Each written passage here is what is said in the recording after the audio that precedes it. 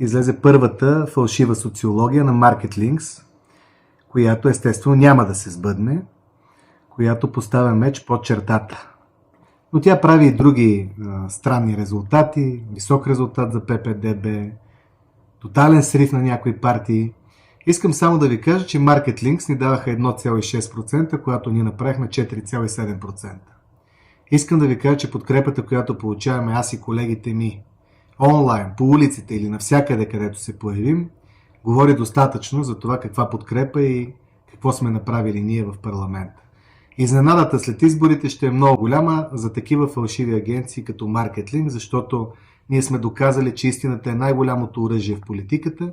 Ние сме доказали, че пред фалшиви социологии и пред всякакви крадци и змекяри не привеждаме нашата глава. Така че и вие не им вярвайте, те нямат познат резултат, особено пък Marketlinks. Най-хубаво да бъдат забранени социологите преди изборите, защото те променят, изкривяват вота и разочароват и отчаяват едни избиратели, които не са съвсем убедени в своя глас. Хората, които гласуват за меч, са напълно убедени в своя глас. Те много добре знаят каква битка водим. Битката няма да е лесна. И битката и ще е срещу такива с фалшиви социологии, като тази на Marketlinks. Очаквайте в нощта на изборите голямата изненада от меч.